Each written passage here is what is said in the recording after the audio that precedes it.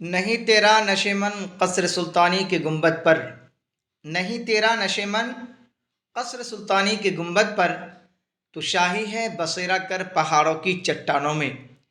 میرے پیارے اسٹوڈینٹس، کیسے ہیں آپ تمام حضرات؟ امید کرتا ہوں کہ آپ تمام حضرات خیر و عافیت سے ہوں گے۔ اسٹوڈینٹس، جیسا کہ آپ حضرات کو معلوم ہے کہ میں آج کی اس کلاس میں اس ویڈیو کے اندر کہکشاں اردو حصہ دوم کلاس 12 سبق نمبر چیپٹر نمبر 3-4 یعنی 3 اور 4 کمپلیٹ مکمل سبجیکٹو پڑھانے جا رہا ہوں، اس امید کے ساتھ کہ اسٹوڈنٹ آپ آج کی اس ویڈیو کو انتم تک دیکھیں گے، کیونکہ آپ کا جو ایگزام ہونے والا ہے 2025 میں بورڈ کا، وہ یہی کوشچن آتا ہے جو میں آپ کو پڑھانے جا رہا ہوں، اس سے باہر نہیں آئے گا۔ کیونکہ 2017 سے لے کر 2024 تک یعنی جنوری اور فروری میں جو ایگزام ہوا، اس ایگزام کے اندر جتنے بھی آبجیکٹو یعنی 2017 سے لے کر 2025 تک 24 تک جو ابھی ایگزام ہوا، اس میں جتنے بھی کوشچن کیا گیا سبجیکٹو، وہ تمام کوشچنوں کو میں یکجا کر کے ایک ترتیب سے پڑھانے کی کوشش کر رہا ہوں، تاکہ آپ کے آنے والی ایگزام میں آپ کو ذرہ برابر بھی ٹینشن نہ ہو۔ اسٹوڈنٹ، یہی وہ کوشچن ہے کہ جس کو پڑھ کر آپ سے پہلے اسٹوڈنٹس نے، بچوں نے 98 نمبر لا کر اردو میں اپنے معاشرے اور سوسائٹی کا نام روشن کیا، اور میں امید کرتا ہوں کہ آپ بھی انشاءاللہ محنت کریں گے، اور تو بھی آپ کو دنیا کی کوئی طاقت 98 نمبر لانے سے نہیں روک سکتی۔ تو چلیے اسٹوڈنٹ، اس سے پہلے کہ اگر آپ کو آج کی یہ ویڈیو اچھی لگے تو اب لائک کریں، کمنٹ کریں، اور کوئی نئے اسٹوڈنٹ ہوں تو وہ سبسکرائب ضرور کریں۔ اگر کسی کو پی ڈی ایف چاہیے تو ہر ویڈیو کے ڈسکرپشن میں ٹیلی گرام کے لنک دے چکا ہوں، وہاں جا کر آپ دیکھ سکتے ہیں۔ تو چلیے بلا کسی تاخیر کے شروع کرتے ہیں آج کے اس کلاس کو۔ آج کے کلاس ہے آپ کا کہکشاں سے، سبق نمبر 3 ہے بعض پرانے لفظوں کی نئی تحقیق، جس کے رائٹر یعنی مصنف ہیں سید سلیمان ندوی۔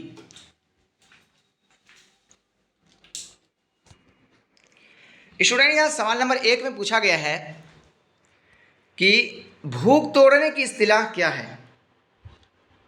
آپ پڑھے ہوں گے کتابوں کے اندر کہ بھوک توڑنا اس کی اصطلاح کیا ہے، تو یہاں جواب ہوگا کہ ناشتہ ہے نا۔ ناشتہ کیا ہے؟ بھوک توڑنے کی اصطلاح ہے، یعنی انسان رات میں کھاتا ہے، پھر صبح جو ناشتہ کرتا ہے بھوک کو کیا کرتا ہے؟ توڑتا ہے، تو وہی کیا ہوگا؟ بھوک توڑنے کی اصطلاح کیا ہے؟ ناشتہ ہے۔ سوال نمبر 2 میں ہے کہ سید سلیمان ندوی کتنے زبانوں کے ماہر تھے، یعنی جاننے والے تھے، جانکار تھے؟ تو آپ کا سیدھا سے جواب ہوگا کہ 4 زبانوں کے یعنی عربی، فارسی، اردو اور انگریزی زبانوں کے کیا ماہر تھے، جاننے والے تھے، جانکار تھے۔ سوال نمبر 3 میں اسٹوڈنٹ کہ عربی میں ناشتہ کو کیا کہتے ہیں؟ ناشتہ کو عربی میں کیا کہتے ہیں؟ جواب ہوگا فطور۔ وہی افطار سے ہے جو ہم رمضان کے مہینے میں مغرب کی اذان کے بعد کرتے ہیں، وہی کیا افطار، وہی فطور ہے، جس کے معنی ناشتہ کے ہیں، ہے نا۔ ہم تو ناشتہ ہی تو کرتے ہیں، اسی کو کیا کہیں گے؟ افطار کہیں گے۔ سوال نمبر 4 میں ہے کہ فطور کے معنی بتائیے، تو جواب ہوگا فطور کے معنی توڑنے کے ہیں۔ کیا کرنے کے ہیں؟ توڑنے کے ہیں۔ تو ہم روزہ کو توڑتے ہیں، کھولتے ہیں، تو اسی سے افطار ہوگا۔ سوال نمبر 5 میں اسٹوڈنٹ کہ لفظ نہار، کیا لفظ نہار کن 2 زبانوں میں استعمال ہوتا ہے؟ تو جواب ہوگا کہ لفظ نہار جو ہے فارسی اور ہندوستانی زبانوں میں استعمال ہوتا ہے، یعنی نہار منہ کیا بولتے ہیں؟ خالی پیٹ، خالی منہ، یعنی کچھ کھائے پیے بغیر وغیرہ۔ قلعی سوال نمبر 6 میں ہے قلعی کس زبان کا لفظ ہے اور اس کے معنی کیا ہیں؟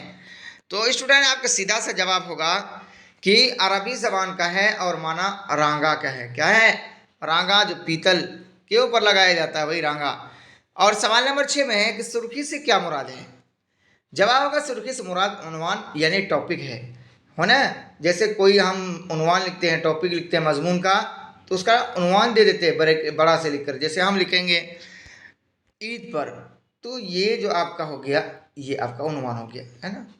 عید ایسے کر کے ہم لوگ مضمون لکھتے ہیں نا، وہی ہے۔ سوال نمبر 8 میں ہے स्टूडेंट की अहदी क्या है, अहदी, यहाँ पर जज़म होगा, क्या होगा, ये वाला पहला जो है हाँ पर जज़म होगा, यानी हमजा हा ज़बर अह, दल या ज़ेर दी, ऐसे जैसे मानिए अह दी। फर्स्ट वाला अहदी और अहदी के फ़र्क को वाज़ेह कीजिए। एक तो हो गया पहला वाला अहदी, हमजा हा ज़बर अह, है ना। तो अहदी और अहदी के फ़र्क को वाज़ेह कीजिए। तो जवाब होगा कि अहदी के माना सुस्त और काहिल के हैं और अहदी के माना अकेला। जैसे हम बोलते हैं कुल हुवल्लाहु अहद, तो हमजा ज़बर अ, हा ज़बर हा, दाल ज़बर दा, अहद, उसके माना क्या होगा, अकेला। और जो हमजा हा ज़बर अह जो है यानी हा के जज्म के साथ, तो वो क्या हो जाएगा, उसके माना सुस्ती और काहिल के हो गए। और सवाल नंबर 9 में है कि कलाई खोलना और कलाई फेरना के माने को में क्या फ़र्क है। तो जवाब होगा सीधा से स्टूडेंट कि कलाई खोलना के माने किसी के ऐब को जाहिर करता है। क्या करता है, क्या करना, कलाई खोलने के माना किसके ऐब को जाहिर करता है, और कलाई फेरना के माना किसी के ऐब को छुपाना। यानी मैंने कलाई खोल दिया, बोलता है ना कहावत में, मैंने भोंडा फोड़ दिया, कलाई खोल दिया। खोलने का माना ऐब जाहिर करना, और कलाई फेरना का माना जैसे हम लोग पॉलिश करते हैं, कलाई पेंट करते हैं, तो जो उसमें दाग धब्बा होता है दीवार में, तो कलाई चूना के ज़रिए से हम उसको क्या छिपा देते हैं ना। तो वही यहाँ कलाई फेरने का माना क्या होगा, किसी के ऐब को छुपाना। और कलाई खोलना का माना क्या होता है, खोलना, जैसे हम कलाई किए हुए दीवार में, उसको हम उधारेंगे तो उसके अंदर में जो क्या है दाग धब्बे होंगे सब जाहिर होने लगेंगे। तो वही होगा, कलाई खोलने का माने होगा किसी का ऐब जाहिर करना, और कलाई फेरने का माने होगा ऐब को छुपाना। सीधी सी बात। आगे है स्टूडेंट, इतनी बात तो आपको समझ में आ गई होगी। आगे सवाल नंबर 10 में कि कलाई को अरबी और फ़ारसी में क्या कहते हैं। तो जवाब होगा कलाई को अरबी में लिसान और फ़ारसी में रांगा कहते हैं। कलाई को अरबी में लिसान, लिसान माने अरबी में ज़बान भी होता है ना। और सवाल नंबर 11 में है कि पूरब और पश्चिम की ज़बानों से कौन से ज़बान मुसन्निफ़ मुराद लेता है। तो सीधा सा जवाब होगा कि पूरब की ज़बान से मुसन्निफ़ की मुराद अरबी ज़बान है और पश्चिम की ज़बान से मुराद अंग्रेज़ी है। क्या है, अंग्रेज़ी ज़बान है। तो आई थिंक स्टूडेंट ये बात आपको अच्छी तरीके से समझ में आ गई होगी। स्टूडेंट आप बने रहें, आप टेंशन न लें। ये ज़रूरी नहीं है कि मैं अगर स्मार्ट बोर्ड पर पढ़ाऊँ तो ही अच्छा पढ़ा सकूँ, ऐसा कोई बात नहीं है। अगर मैं आपको सही तरीके से समझा कर डिफिनेशन के तौर पर यानी बेहतरीन अंदाज से समझा कर अगर मैं मोबाइल के ही से के ज़रिया से बगैर स्मार्ट बोर्ड के ही पढ़ाऊँ, तो अगर आपको समझ में आ रही तो वो स्मार्ट बोर्ड से पढ़ने से बेहतर है। तो स्टूडेंट मैं जो ये वीडियो आपको पढ़ा रहा हूँ, इस तरह की वीडियो आपको यूट्यूब में बहुत कम मिलेगा। आप यकीन मानिए कि यही वो क्वेश्चन है जिसको पढ़कर इससे पहले वाले बच्चों ने 98 नंबर लाया, तो आपको भी दुनिया कोई ताकत नहीं रोक सकती। ये है सब्जेक्टिव। इसके बाद इंशाल्लाह ऑब्जेक्टिव क्वेश्चन में चैप्टर बाय चैप्टर कराऊंगा। आप क्या धीरे रखें, सब्र कीजिए, इंशाल्लाह हर एक का हल निकालूंगा। अब हम चलते हैं मुख्तसर सवालात मा जवाबात। सवाल नंबर 1 में स्टूडेंट कि पेट के लिए खानों में सबसे ज़्यादा ज़रूरी खाना कौन सा है, उसके मुतालिक सैयद सुलेमान नदवी के ख़यालात वाज़ेह कीजिए। तो सीधा सा जवाब होगा कि पेट के खानों में सबसे ज़्यादा ज़रूरी खाना कौन सा है। इस सिलसिले में मुख्तलिफ लोगों का जवाब मुख्तलिफ हो सकता है। इसके लिए इसलिए कि सबों के तजर्बात और मुशाहिदात खानों के सिलसिले में यकसा नहीं होते, यानी बराबर नहीं होते। किसी ने कोई और कहा, किसी ने कुछ और कहा, किसी ने कुछ और कहा। हर एक का मुख्तलिफ क्या है, तजर्बात और मुशाहिदात होते हैं। हर एक का मुख्तलिफ क्या जवाब होंगे। तो कह रहे जहाँ तक सैयद सुलेमान नदवी की बात है, तो इस सिलसिले में उनका ख्याल ये है कि पेट के खानों में सबसे ज़्यादा ज़रूरी खाना नाश्ता है ना। क्यों नाश्ता ज़रूरी है भाई, नाश्ता इसलिए ज़रूरी है कि हम सुबह रात में 10 बजे खाते हैं, फिर दिन में अगर दोपहर में 12 बजे खाएं या 2 बजे खाएं तो बहुत क्या हो जाएगा, डिफरेंस हो जाएगा, है ना। तो अगर आज हम नाश्ता नहीं कर रहे हैं, डायरेक्ट दोपहर में खाना खाना रात का खाया हुआ, तो आपकी उम्मीद है कि बुढ़ापा जल्दी आ जाएगी। इस वजह से आप नाश्ता को तर्क ना करें, छोड़े नहीं, चाहे 2 बिस्किट ही सही, लेकिन ज़रूर आप क्या है तनावुल करें, खाएं। खाली पेट इतना देर लंबा है ना तवील हो जाता है, जिसकी वजह से कमज़ोरी आएगी। इस वजह से कह रहे हैं कि सबसे ज़्यादा ज़रूरी कौन कह रहे हैं, नाश्ता को कौन कह रहे हैं, सैयद सुलेमान नदवी कह रहे हैं सुबह सवेरे पेट में कुछ खा लेने से दिन भर के लिए इत्मीनान हो जाता है। आगे है सवाल नंबर 2 में स्टूडेंट کہ قلیہ سے کیا مراد ہے، عربی اور ہندوستانی زبانوں میں کیسے استعمال کرتے ہیں؟ تو جواب ہوگا کہ ہمارے ہندوستانی تہذیب میں قلیہ قورمہ عام کھانا اور روزمرہ کے استعمال میں ہے۔ قلیہ کیا ہے؟ قورمہ عام کھانا اور روزمرہ کے استعمال ہے کھانوں میں۔ کہہ رہے قلیہ کی بظاہر شکل تو عربی ہے لیکن اس کا معنی عربی نہیں ہے۔ عربی میں اس کی شکل قلیہ ہو سکتی ہے جو قلئی سے بنا ہے۔ قلئی فعل ہے جس کے معنی بھوننا، اس طرح بھونے ہوئے گوشت کو قلیہ کہتے ہیں۔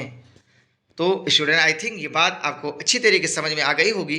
آگے ہے سوال نمبر 3 میں کہ نئے اور پرانے نقطۂ نگاہ سے لفظ سرخی کا جائزہ لیجیے۔ آپ تو پڑھیں نا سرخی میں کیا ہے، تو وہاں ہے کہ آج کل زبان میں ایک لفظ سرخی رائج ہے جو مضمون کی سرخی کے لیے استعمال ہوتا ہے۔ سرخی لفظ سرخ کا صفت ہے اور سرخ کے معنی لال رنگ کا ہوتا ہے۔ کیا ہوتا ہے؟ سرخ کا معنی لال رنگ ہوتا ہے۔ پہلے زمانے میں مضامین لکھنے کے دوران مضامین کے عنوان کو امتیاز یعنی فرق کرنے کے لیے، تمیز کرنے کے لیے، جدا کرنے کے لیے، کیا امتیاز پیدا کرنے کے لیے سرخ رنگ کی سیاہی سے لکھتے تھے، ہے نا؟ آج بلیک سے لکھتے ہیں۔ نئے دور میں جب چھاپا کھانا ایجاد ہوا تو رفتہ رفتہ یعنی دھیرے دھیرے باب یا مضمون کو سرخی کہنے لگے، خواہ آپ اس کو کالے رنگ کی روشنائی سے کیوں نہ لکھیں، ہے نا؟ سوال نمبر 4 میں اسٹوڈنٹ کہ بعض پرانے لفظوں کی نئی تحقیق سید سلیمان ندوی کی کس کتاب سے ماخوذ ہے یا اخذ کیا گیا ہے؟ تو سیدھا سا جواب ہوگا نقوش سلیمانی سے ماخوذ ہے۔ اب ہم آگے چلتے ہیں۔ سوال نمبر 5 میں ہے کہ سید سلیمان ندوی کے استاد گرامی کا نام بتائیے۔ اسٹوڈنٹ جواب ہوگا کہ سید سلیمان ندوی کے استاد گرامی کا نام محمد شبلی نعمانی ہے۔ کون ہے؟ شبلی نعمانی، جو اعظم گڑھ میں ان کے نام سے بہت بڑا شبلی کالج چل رہا ہے نا۔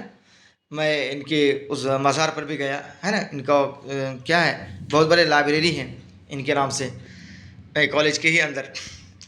آگے 6 نمبر میں کہ ہماری زبان میں شوربہ دار گوشت کو کیا کہتے ہیں؟ تو جواب ہوگا کہ ہماری زبان میں شوربہ دار گوشت کو قلیہ کہتے ہیں، جس میں گوشت کے ساتھ کچھ ترکاری بھی ڈالی گئی ہو، بلکہ گوشت کے ساتھ والے اسی ترکاری کو قلیہ کہنے لگے، ہے نا؟ اسٹوڈنٹ آگے ہے سوال نمبر 7 میں کہ سید سلیمان ندوی کی جائے پیدائش دسنا بہار کے کس ضلع میں ہے؟ بہار کے کس ضلع میں ہے؟ تو جواب ہوگا کہ سید سلیمان ندوی کی جائے پیدائش دسنا صوبہ بہار کے نالندہ ضلع میں واقع ہے نا؟ کہاں؟ ضلع نالندہ، یہ کہاں ہے؟ بہار میں ہے۔ آگے ہے سوال نمبر 8 میں اسٹوڈنٹ کہ سید سلیمان ندوی کے پڑھنے لکھنے کا خاص میدان کیا تھا؟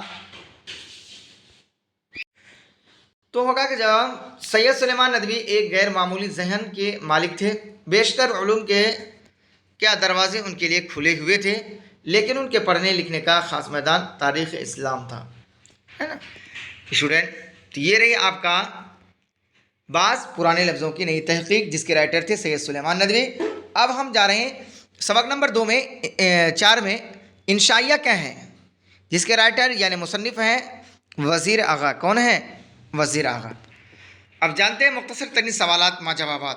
سوال نمبر 1 میں اسٹوڈنٹ کہ انشائیہ شعری صنف ہے یا نثری؟ تو جواب ہوگا کہ انشائیہ نثری صنف ہے۔ اسٹوڈنٹ آپ بنے رہیں، انشاءاللہ یہ ویڈیو، آج کی یہ کلاس بہت ہی لیٹسٹ ہے، بہت مزہ آئے گا۔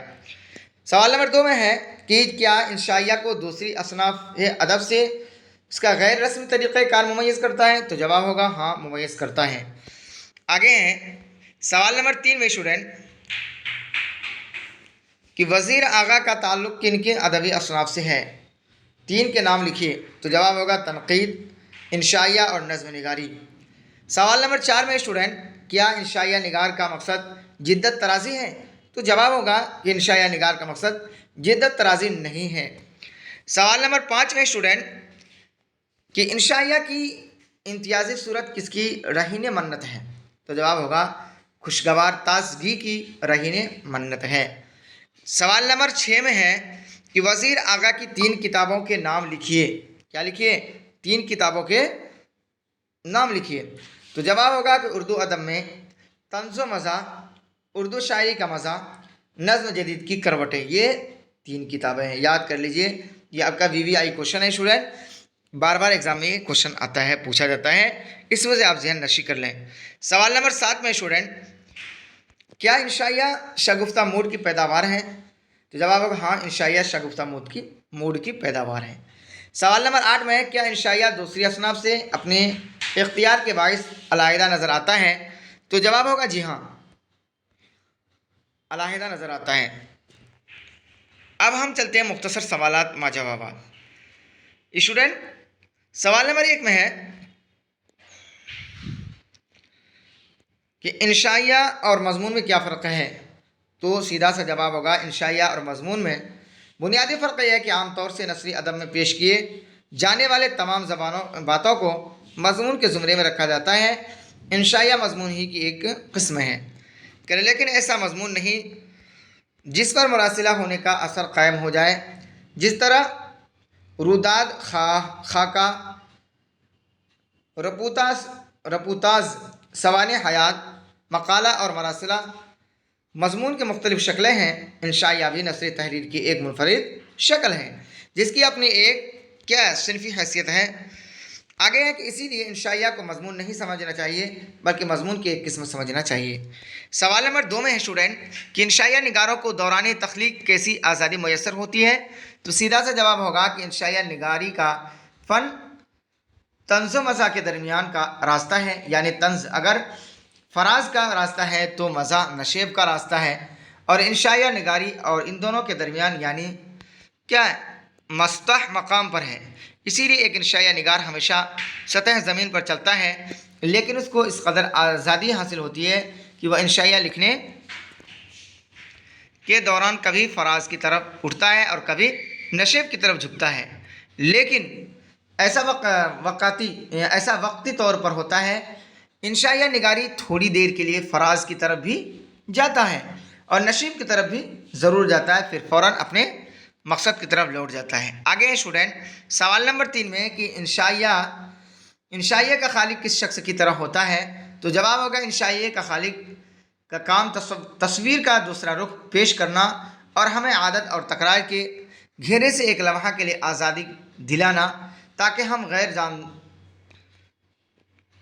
جانبدار طریقہ سے زندگی کے روشن اور تاریک دونوں پہلوؤں کا بخوبی جائزہ لے سکیں۔ انشائیہ کے خالق کی مثال ایک غیر ملکی سیاح کی طرح ہے، کہ جس طرح ایک سیاح کو نئے ملک کی بہت سی ایسی انوکھی باتیں فوراً معلوم ہو جاتی ہیں جو اہل وطن کی نظروں سے اوجھل رہتی ہے، اس طرح ایک انشائیہ لکھنے والا زندگی کی عام مظاہر کے ان تازہ پہلوؤں کو فوراً دیکھ لیتا ہے جو زندگی میں سطحی دلچسپی کے باعث ایک عام انسان کی نظروں سے اوجھل رہتے ہیں۔ آگے ہے سوال نمبر 4 میں کہ انشائیہ میں عدم تکمیل عیب ہے یا ہنر؟ واضح کیجیے۔ تو سیدھا سا جواب ہوگا عدم تکمیل انشائیہ میں ایک ہنر ہے، بلکہ انشائیہ کی ایک امتیازی خصوصیت ہے۔ انشائیہ میں موضوع کی مرکزیت تو قائم رہتی ہے، لیکن اس مرکزیت کا سہارا لے کر انشائیہ نگار بہت سی ایسی باتیں بھی کیا کرتا ہے؟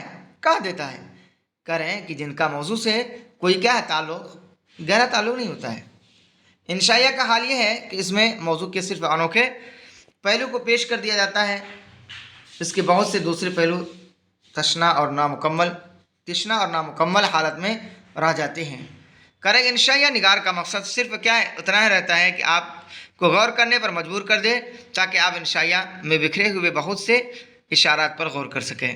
آگے ہیں اسٹوڈنٹ، جو آج کے اس کلاس کے آخری کوشچن ہے، کوشچن نمبر 5 کہ وہ مرکزی نقطہ کیا ہے جس پر انشائیہ نگار ہر بار لوٹتا ہے؟ تو جواب ہوگا کہ ایک انشائیہ نگار اپنے قاری سے ایک ہموار سطح پر گفتگو ہوتا ہے۔